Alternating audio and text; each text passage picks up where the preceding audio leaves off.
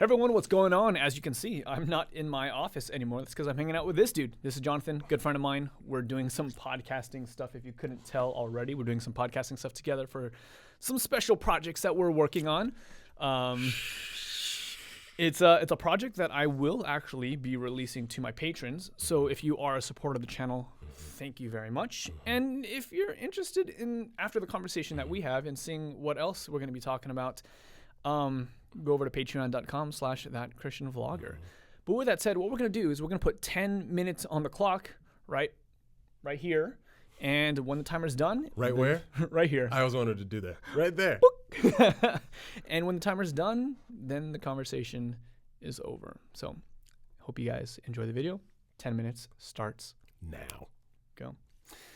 All right, so Bible study. Yeah. Let's talk about Bible study. You've been studying the Bible for a while. Yes. I've been studying the Bible for a while. Yes. And on this video, I want to talk about some of the tips that we wish we had known prior to getting into all this kind of stuff. Yes. So what I have found about the Bible is that it is an intentionally written text, so that it actually has an aim, it has a purpose, it has a desired goal. And I think that when we come to the Bible, the book, it's at least helpful to know its stated goal, right? Okay. And I think that in the book of John, I want to say chapter 20, maybe you could put this up later in post, right, what it is. But that John says, these things are written so that you might believe, right, that Jesus Christ is the Messiah. Right. And then he says, I edited things because had I written everything he did, wouldn't have enough space. Wouldn't have enough space in all the books of the world. Which right? is a bold claim. It's probably hyperbole at that point. But even Jesus mentioned this thing as well. You search the scriptures, for in them you think you have eternal life, but these are they that testify of me. So the point of the scriptures, it's leading towards a thing. There's one central focal point, both Old and New Testament, oddly enough. And that focal point is Jesus. Yeah, and you see this actually done like in the book of Matthew. When Matthew is discussing the beginning of Jesus' birth and then his initiation into ministry, he draws on texts from the Old Testament that almost seem to be a reframing of their context, and yet it seems as though both Matthew and Jesus agree that his framing is the correct framing. Right. What came before was almost an obscuring or a hidden of what the thing was actually going to be, which is the revelation of Jesus. Which is really interesting because you look at a lot of the times when Matthew is making reference to the Old Testament and you're like, how did he know to tie one to the other thing? And it's just like, what in the world? But if we kind of start from this operating perspective of all of it leads to Jesus, all of it goes to Jesus. If we start there, it colors a lot of the way that we see the Bible. So one of the stories that I think a lot about is the story of Abraham. Yes. Right? Genesis, is it 15? Well, I don't know which story. Oh, that's true. No, I'm thinking specifically of the one where he's supposed to sacrifice his child. Yes. There's a lot of overtones of the story of Jesus in this. Walk me through that story. Yeah, so I think this is Genesis 22, the binding of Isaac, I think maybe. As some Jews call the Akedah, and it is the movement of God coming into Abraham's life in the vision, or he hears it, and it's like, hey, Abraham, you need to go to Mount Moriah, and I need you to sacrifice your son. Your only son. That's right? And then on this 3-day journey. So you already have these elements where on a mountain, there's going to be a sacrifice of an only son, 3-day journey, right? And so that when you start seeing these elements, it's these, what they call textual echoes, right? So 3 days, 3 days, 3 days. Anytime you see 3 days, you should be thinking of something. Yeah.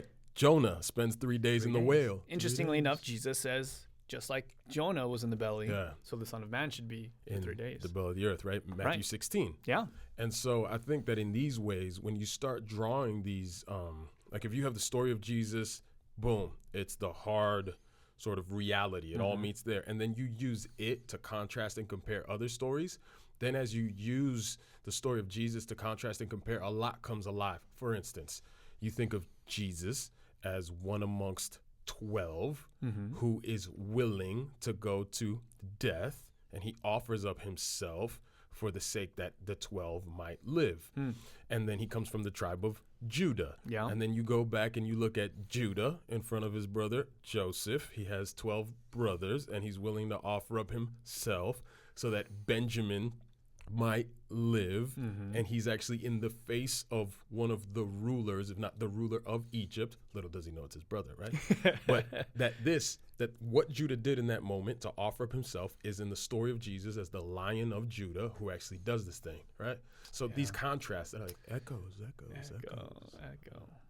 So the story of Abraham, the story continues. They're journeying for 3 days, right?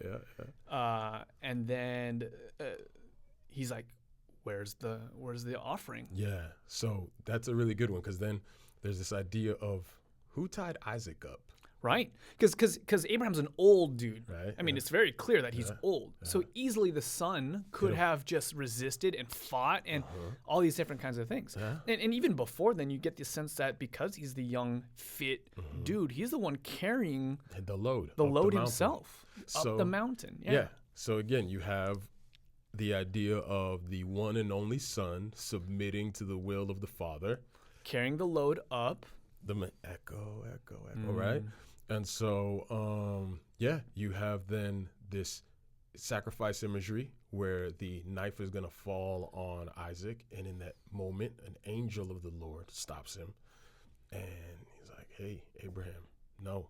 This isn't actually the thing. Yeah. And you think about this as you're reading the text. Why would God even put him through this if this wasn't the point? Yeah. Because the point is this thing that's underneath the story. Yeah. It's this deeper, more meaningful thing that's pointing towards. Yeah, and I think that one would ask, given what we're talking about right now, and we can probably do an hour of this easily because we're geeky in this way, right? Because I could sense your excitement as soon as we start doing this. Like, this story, I see it in your eyes, right? Yeah, give me more, right? I think that there's the question of, okay, how do I get there?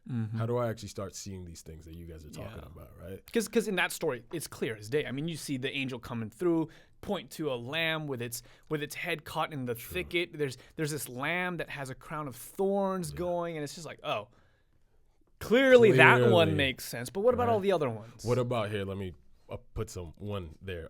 Genesis, I believe, 38 in comparison to Genesis 39, where in 38 you have the story of Judah and Tamar, and in Genesis 39 you have the story of Jacob being fooled by his sons that Joseph is now past, right? A lot of commentators, scholars think that Genesis has been edited in such a way that Genesis 38 just appears out of nowhere and has nothing to do with anything. Because Genesis 37 is the story of Joseph. Genesis 39 is the story of Joseph. What's Genesis 38 doing there? Well, interestingly enough, you should ask that when you Great question. So that when you compare the stories you have, if you know the story of Judah and Tamar, if you don't, go read it, but I'll give you a quick summary. If that's all right, we have time. Yeah, we got 2 minutes and 40 seconds left. Right. So Judah has a son who has a wife. His son dies. The law is that then the next son is supposed to impregnate his brother's wife so that she might have a child to take care of her in her old age. That's talking about Jesus clearly. Yeah, right. Weird, but this is what happens. So that then Judah gives the next child, that child dies. Right, because he actually doesn't do what he's supposed to do. Read the story. Interesting way to describe it too. Yeah, and then the next kid dies. So now I think he's lost 3 sons, and the woman, the widow from the initial son, is like, "Well, give me your last son." And Judah's like, "No," because he sees that death is happening, reoccurring. So what happens? Fast forward it through a tale. Read the story. Judah, unbeknownst to him, ends up impregnating his own daughter-in-law. Right? Yeah. And he finds out that she's pregnant. He didn't know that it was him. You have to read the story. But she ultimately comes out and says, the owner of this piece of garment, she has a piece of a garment of his. She says, whoever owns this garment is the father of the child. Well, it's interesting that the chapter previous to that, actually, I think it's Genesis 37, Judah and his brothers had deceived his father with a garment, right? So that what's happening? The text is trying to communicate as the book is saying, like, in the same way that Judah deceived his father, he is now being deceived, right? But that then as you see the story of Judah turning from Genesis 38 into fast forward when he gives himself for Benjamin, that his heart is changed from deception to actually enduring death for the sake of others so that they may not die. So you see this transformation. And so that transformation, Judah fulfills a sort of symbolic fulfillment of what Jesus as the Lion of Judah will be. So you have this trajectory that, right? Oh man, I'm running out of time. Quickly. So then the question is, how do we get there? Well, I think you need to know three things. One, the text is intentional to try to reveal Jesus. We've just been discovering that. Two, the text repeats itself. It repeats words, it repeats scenes, and it repeats structures. So for instance, Justin, if I asked you, hey, can you tell me that story about the woman that was at a well and there was a man and then there was a marriage? Which one? Exactly. Because that scene repeats over and over. And there's a reason for that. Yeah, right? And then the structure is structured in such a way to repeat itself to reveal the truth. That's a lot.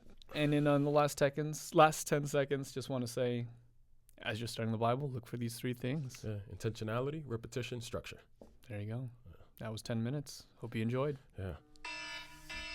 Sorry, man. I didn't mean to monopolize that in that way. No, that was great. Yeah? Yeah, I love it. Okay. Actually, we'll keep the full 10 minutes. Chelsea, keep the full 10 minutes. Make your job easier. Yeah. Just cut scenes, things like that. Yeah. Hopefully that worked.